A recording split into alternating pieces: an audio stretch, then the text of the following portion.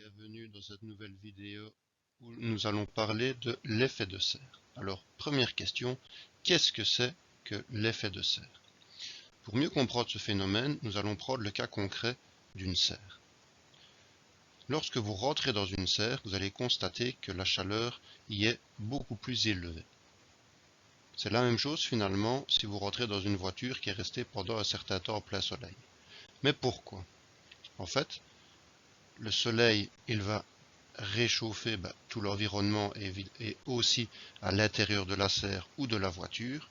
Mais par contre, la chaleur va y être bloquée, va y être maintenue et aura du mal à en sortir. Et finalement, c'est ça l'effet de serre. C'est la chaleur qui est coincée dans un milieu et dans ce milieu, la température y est plus importante.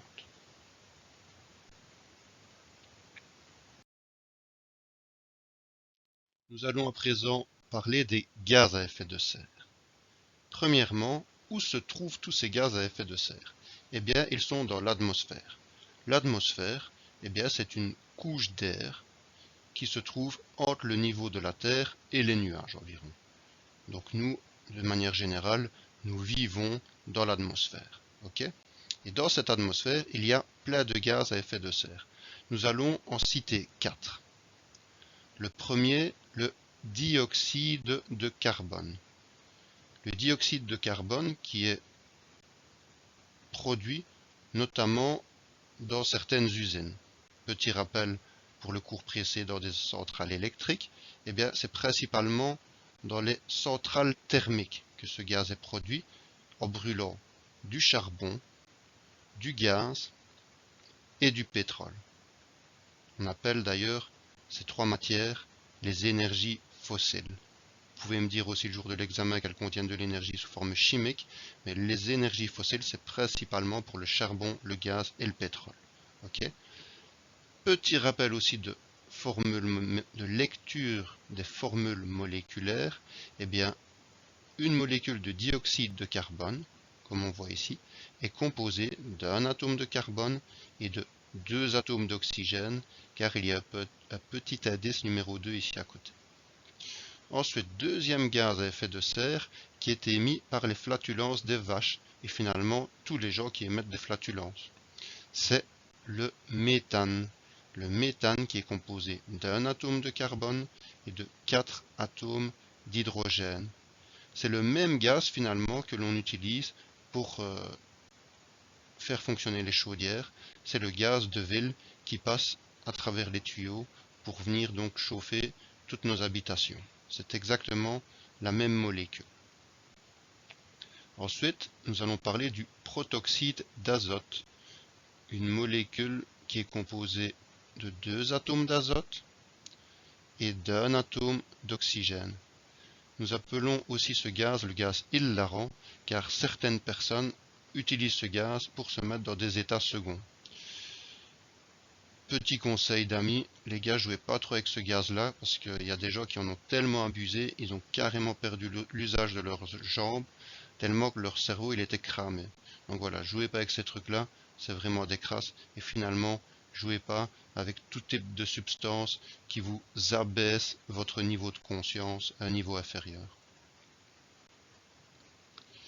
Alors, dernier gaz que l'on va voir ici, c'est le chlorofluorocarbone. Avec un atome de carbone, 2 atomes de fluor et 2 atomes de chlore. Pour ce dernier type de gaz à effet de serre, j'attends de vous que vous reteniez uniquement CFC, c'est suffisant pour le jour de l'examen. Et donc ce gaz-là, il est utile pour tous les circuits réfrigérants, tous les systèmes qui nous donnent du froid, que ce soit les frigos ou les climatiseurs, c'est ce gaz-là que l'on utilise. Donc voici les 4 types de gaz à effet de serre qui se trouvent dans l'atmosphère. Donc je vous demanderai de les connaître pour l'examen. Alors je ne vous demande pas de tout connaître, le nom plus la formule moléculaire, mais retenez au moins un des deux. Par exemple, pour le méthane, soit vous retenez le mot méthane, soit si vous avez plus facile, vous retenez la formule moléculaire CH4. Mais donc pour chaque type de gaz, retenez au moins un des deux, et comme je vous l'ai dit, pour le chlorofluorocarbone, vous retenez CFC, c'est suffisant.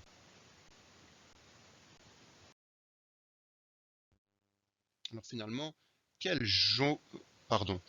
rôle jouent les gaz à effet de serre sur notre planète? Nous allons le découvrir avec des petits schémas.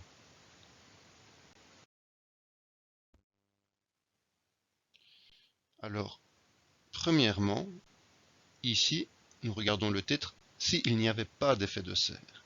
S'il n'y avait pas d'effet de serre, eh bien, il ferait moins 18 degrés sur Terre. Pourquoi? Parce que finalement, ici, la flèche jaune représente la chaleur émise par les rayons du soleil. Ok, la Terre, forcément, elle ne va pas retenir indéfiniment toute cette chaleur-là et elle va la rejeter. Eh bien, s'il n'y a pas de gaz à effet de serre, toute la chaleur serait renvoyée vers l'espace et donc on aurait une température beaucoup trop basse sur la Terre que pour pouvoir y vivre.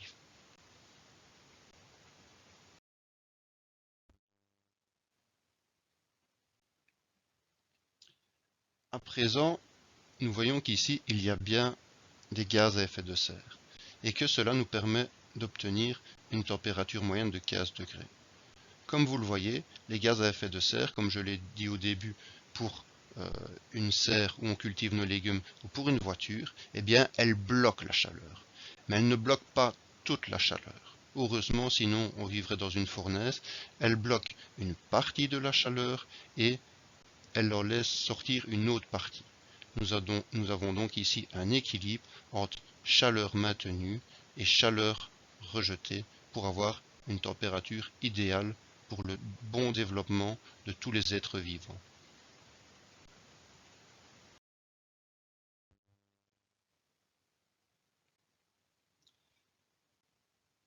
Or, nous sommes en train de parler de certains déséquilibres.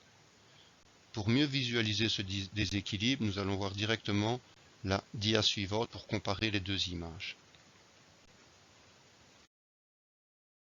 Donc voilà, comme vu précédemment, là c'est la vie idéale, avec les gaz à effet de serre qu'il y a toujours eu sur Terre et qui nous permet d'avoir une température convenable. Or, si on compare ici les flèches qui rejettent la chaleur, eh bien on voit que dans la dia du dessous, on rejette beaucoup moins de chaleur et donc beaucoup plus de chaleur est maintenue. Vous l'aurez compris, le risque de déséquilibre ira dans le sens d'une élévation de la température. Et finalement, pourquoi parle-t-on de déséquilibre et d'une température qui va s'élever du fait qu'on retient plus de chaleur et qu'on en rejette moins vers l'espace? Nous allons le voir dans les dias suivantes également. Pour comprendre cela, il faut bien distinguer deux sources de gaz à effet de serre. La première source, ce sont les sources naturelles de gaz à effet de serre.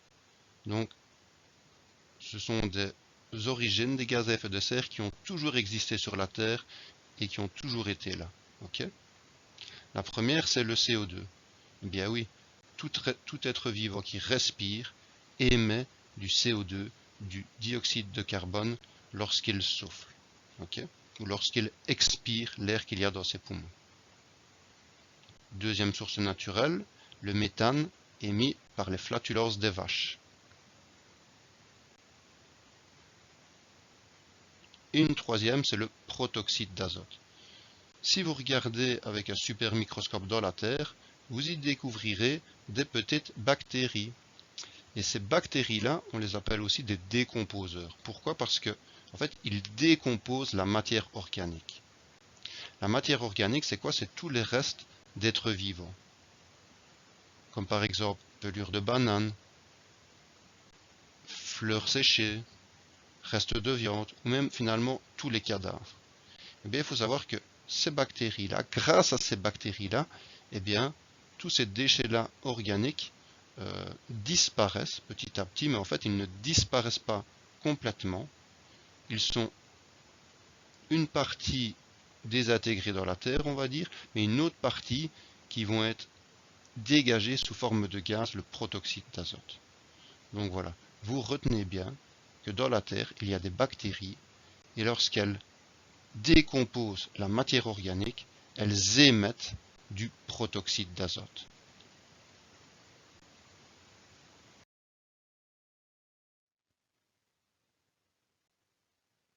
Alors, les sources anthropiques maintenant. Anthropique ou l'anthropologie, retenez, c'est l'étude de l'homme. Donc, faites bien attention si à un moment à l'examen vous avez un mot du genre, eh bien, sachez que je parle de l'homme. Okay. Et finalement, là, on va voir les sources des gaz à effet de serre qui ont été vraiment produits par l'homme. Le premier, le CO2. Cette fois-ci, on ne va pas plus parler du CO2 qui est émis lors de la respiration, mais plutôt qui est émis par les usines, donc principalement les centrales thermiques, comme je vous l'ai dit, qui brûlent du charbon, du gaz et du pétrole. Mais aussi pour tout type de carburant que l'on brûle, que ce soit dans les voitures, dans les avions ou dans les bateaux. Alors, vous allez me dire, mais tiens, les vaches, c'était pas naturel. Eh bien, si à la base c'est naturel, mais vu que dans certains pays, notamment aux États-Unis, la consommation de viande a été multipliée par 100, eh bien forcément, pour pouvoir subvenir aux caprices de certains êtres humains qui s'engraissent, eh bien, on a fait ce qu'on appelle de l'élevage intensif. Donc en gros, on a pris des vaches, on les a fait se reproduire de manière excessive pour augmenter la quantité de viande disponible. Et forcément, plus il y a de vaches, et ben, plus il y a de gaz qu'elles émettent lorsqu'elles pètent. Alors les chlorofluorocarbones, ou CFC, eh bien, dans les sources naturelles, il n'existe même pas ce gaz-là.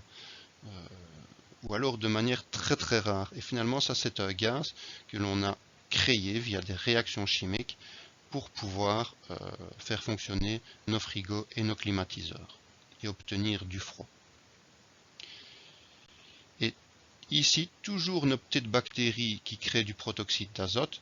Or, vu que nous avons changé la composition de la Terre en l'enrichissant en engrais, eh bien, nos bactéries produisent beaucoup plus de protoxyde d'azote qu'avant. Donc, vu qu'il y a plus de matière organique, je vais dire, dans la terre du fait de l'ajout des engrais, eh bien, les bactéries produisent beaucoup plus de protoxyde d'azote qu'avant. Okay. Alors maintenant, ce qu'il faut bien retenir pour résumer ce cours-ci, c'est que l'effet de serre, eh bien, ça permet de laisser partir une partie de la chaleur et ça en bloque une autre. Les gaz à effet de serre ont toujours été présents de manière naturelle et grâce à eux, on a pu obtenir une température de 15 degrés.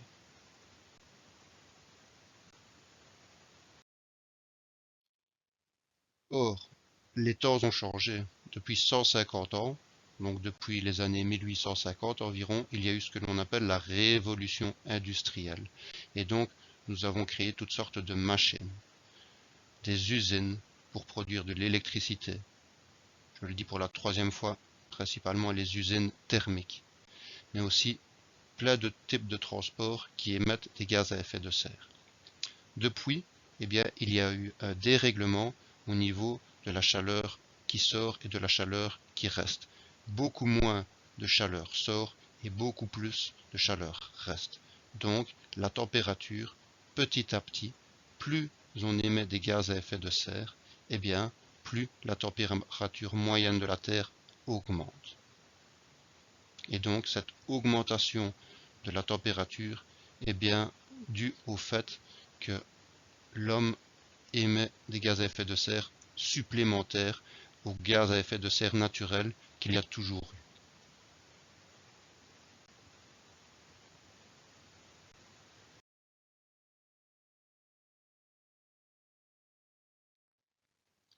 Alors voilà, bon ben maintenant vous commencez à être conscient petit à petit avec tous les cours que je vous ai donnés. Euh, Évidemment, euh, chacun est responsable, mais chacun a son petit niveau. Donc si vous voulez pas que la Terre se transforme en une véritable fournaise dans laquelle finalement il sera invivable. D'ailleurs, c'est déjà invivable dans certaines zones du globe. Eh bien, je pense que, comme je le dis, tous à notre petit niveau, eh bien, nous devons faire des efforts pour réduire à la fois notre consommation en énergie, mais aussi pour tout type de transport, eh bien, favoriser plutôt les transports en commun, favoriser les déplacements en vélo ou même éviter les déplacements inutiles afin de réduire cette production de gaz à effet de serre. Je vous remercie pour votre attention et j'en profite pour vous souhaiter euh, de prendre soin de vous, mais également de notre belle planète et de ses beaux paysages. Bonne journée.